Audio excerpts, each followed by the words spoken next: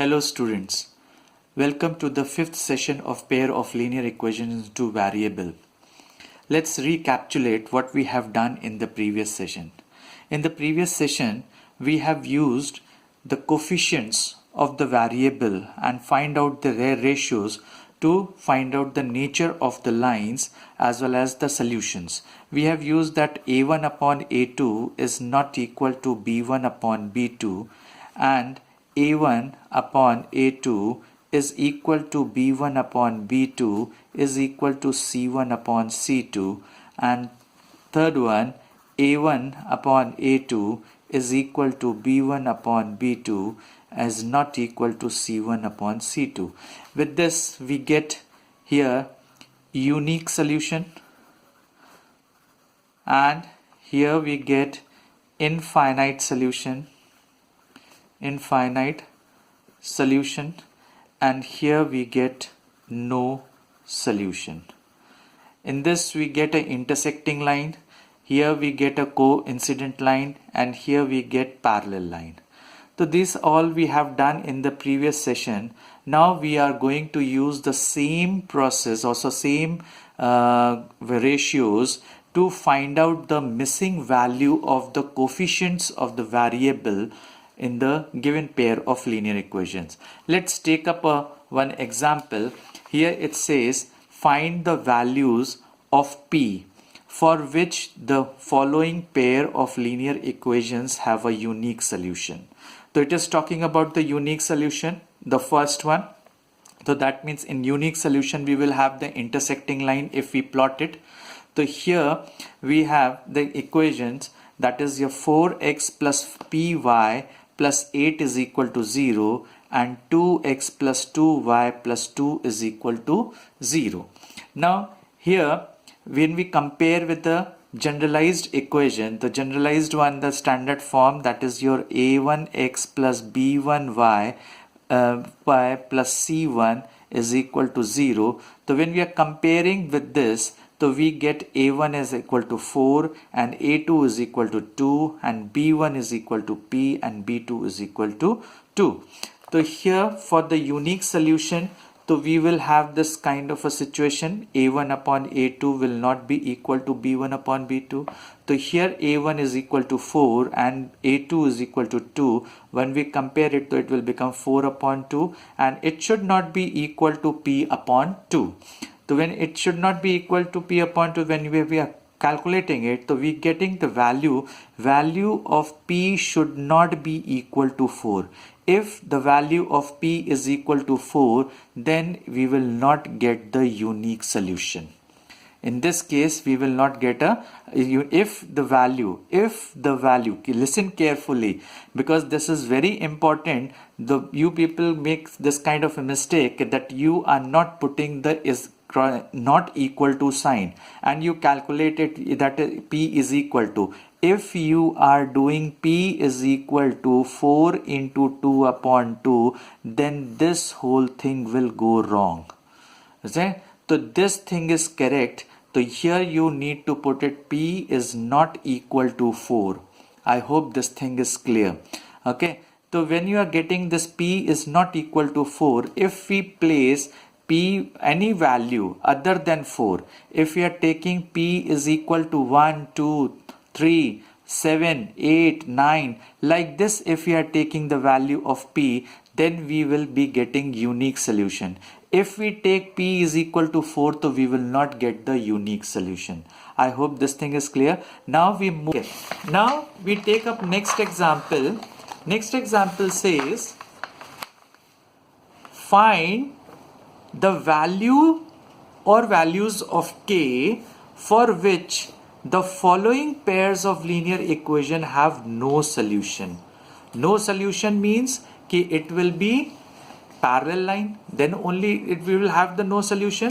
So here we are taking this pair of equations, that is kx plus 3y is equal to k minus 2, and second equation is 12x plus ky is equal to k.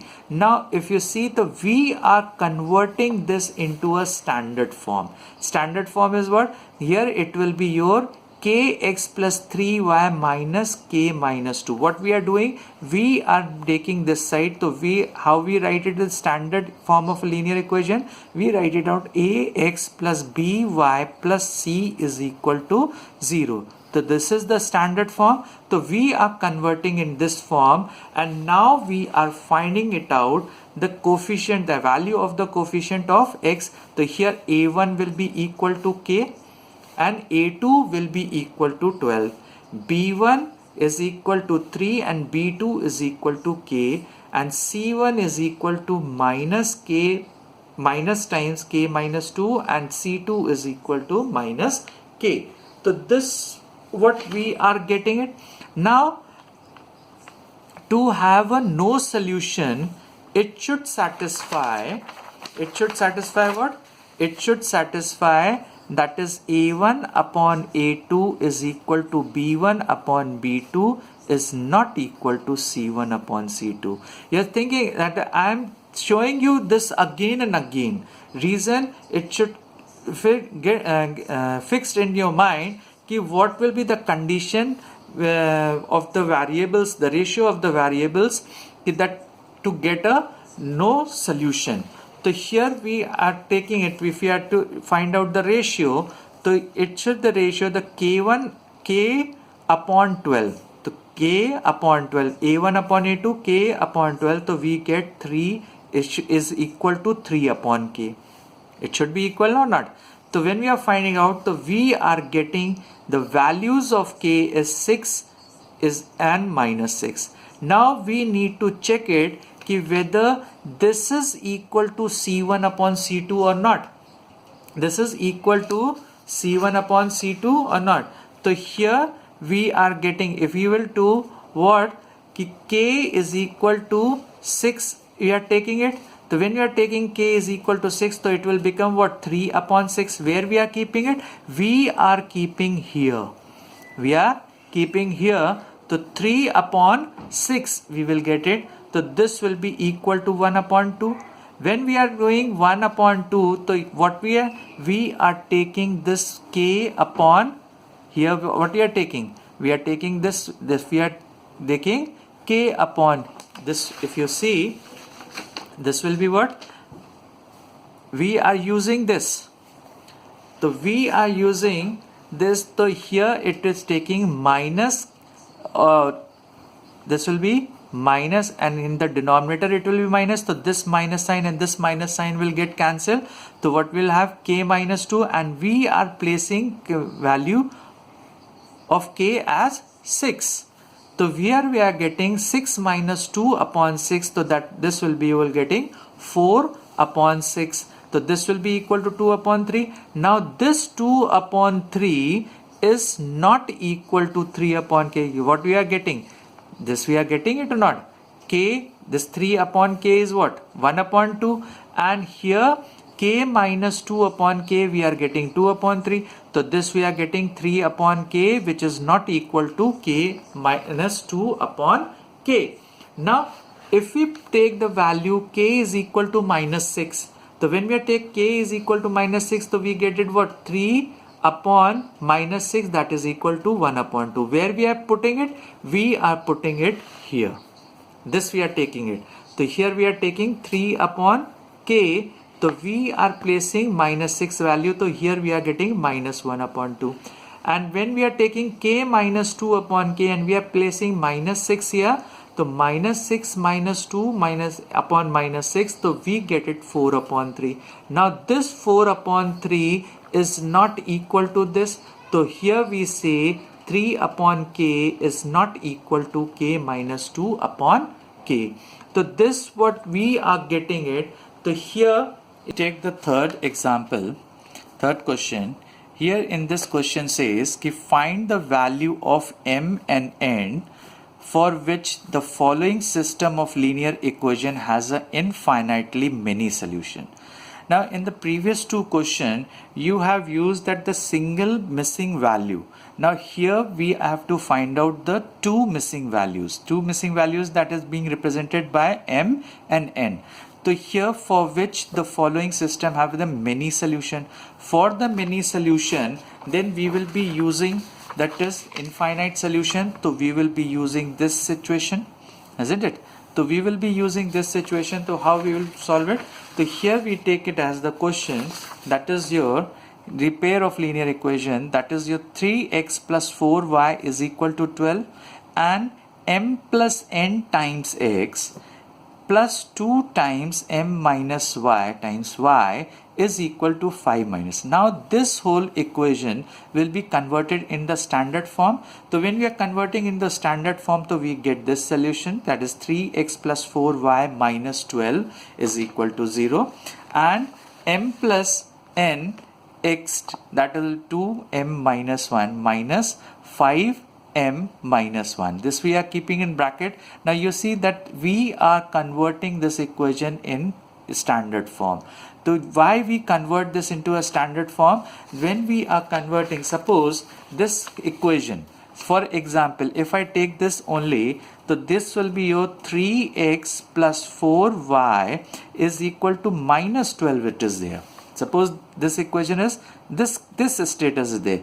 So when we are bringing it, so it will become what? 3x plus 4y plus 12 is equal to 0, and this is the same one. So here the second one, if I am having m plus n, this I am having, suppose m plus n x plus 2 times m minus n y minus 5m minus 1. This I am having it is equal to 0. When we are doing the comparison, so here I am having the plus 12 value and here we are having minus value. This will be having minus 1. So this you have to convert it into a standard form, then only you do it. So it will be easy. So when we are comparing the respective terms, so here we are getting, after comparing, so we are comparing this one and this. So here we get a1 is equal to 3, b1 is equal to 4 and c1 is equal to minus 12. And when we are comparing with this a2 and this one, so a2 we are getting m plus n, b2 is equal to 2 times m minus n and c2 is equal to minus 5 m minus 1. This we are getting it. So when we are doing the comparison or we are finding out the ratio, so a1 upon a2 we will get 3 upon m plus n, b1 upon b2 we will be getting 4 upon 2 m minus n, 2 times m minus n, and this will become 2 upon m minus n, and here c1 upon c2 we will get this value. Okay, so when we are getting, so for infinite solution, so we will have this condition, a1 upon a2 is equal to b1 upon b2 is equal to c1 upon c2. So when we are getting, so we get this situation. Now to find out the value of m and n, so what we will do, we will take one pair this and in the second one we will take it this. Okay, so we will get another pair of a linear equation. So when we are taking this and in the second one, so you see what kind of a situation comes. So here we get, that is this we will be getting here, this we will be getting 3 upon m plus n will be cross multiplication, so we will get this one, this equation, and for this we will be getting this condition. Okay, when we solve it, the simultaneously I have done it in the both the side. So here when we are open it, so we will get 3m minus 3n is equal to 2m plus n, and here when we open the bracket, the 2 will multiply, so we will get this value. Okay, so in this on the left hand side, so here we get m minus 5n is equal to 0. This is the first equation, and here we get on solving m minus 6n plus 1 is equal to 0. Now we take this by the substitution method, we solve it.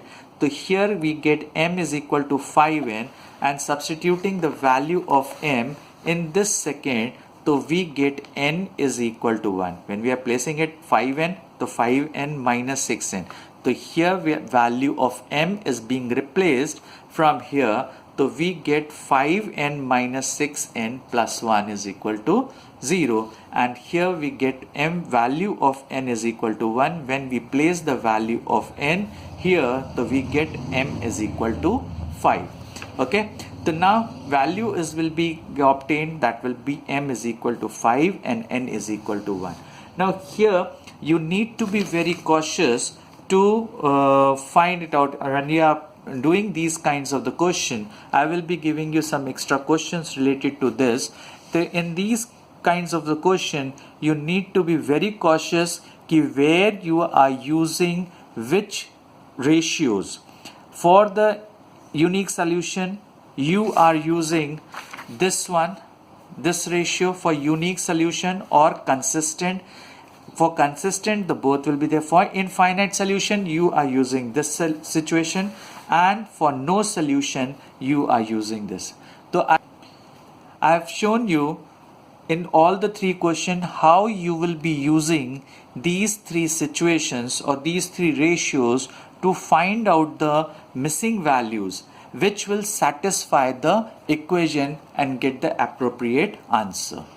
Okay, so I will be giving you the more questions. So here there will be three questions and each have got two parts.